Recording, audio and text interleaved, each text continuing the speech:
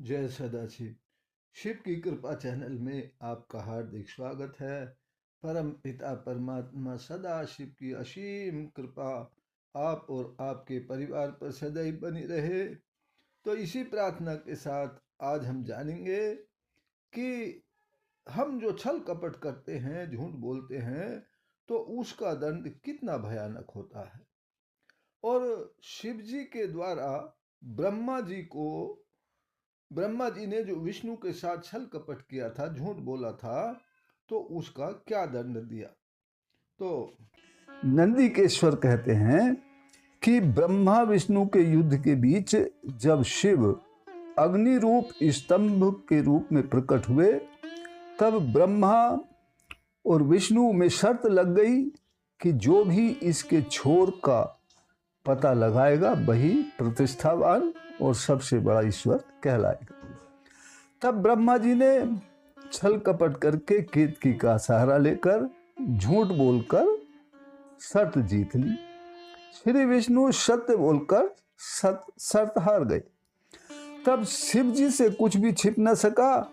सत्य बोलने पर शिव जी ने श्री विष्णु को अपने समान दर्जा दिया और छल कपट झूठ का सहारा लेकर शर्त जीतने पर शिव ने ब्रह्मा जी को क्रोधित होकर दंडित करने का निश्चय किया और शिव ने भैरव को आदेश दिया कि ब्रह्मा को छल कपट करने के कारण अपनी तलवार से दंड दो। भैरव ने ब्रह्मा जी के 5वें सिर के केस पकड़कर सिर धड़ से अलग कर दिया। तब ब्रह्मा जी डर के मारे कांपने लगे और भैरव जी के पैर पकड़कर क्षमा मांगने लगे। तब विष्णु जी ने कहा, हे महादेव, आपकी कृपा से ही ब्रह्मा को ये 5वां सिर मिला है, इन पर दया कीजिए, इनको क्षमा कर दीजिए। तब शिव का आदेश पाकर भैरव ने ब्रह्मा जी को छोड़ दिया।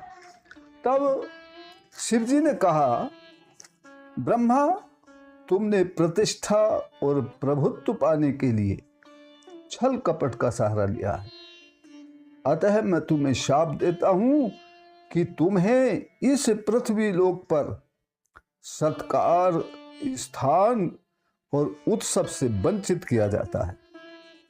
अर्थात ना कहीं तुम्हारी पूजा होगी, ना कोई तुम्हें स्थान दिया जाएगा और ना ही कोई तुम्हारे नाम से उत्सव मनाया जाएगा।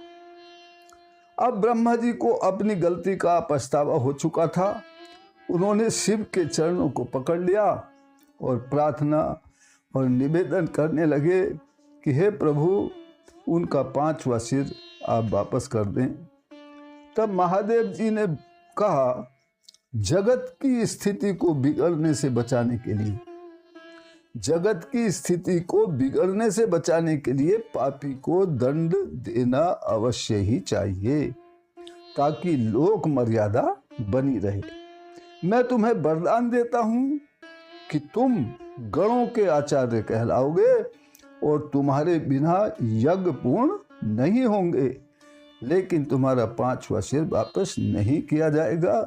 अब आप 4 मुख वाले ही रहेंगे। फिर महादेव जी ने केतकी को कहा कि तुमने झूठ बोला है, तुम मेरे योग्य नहीं हो।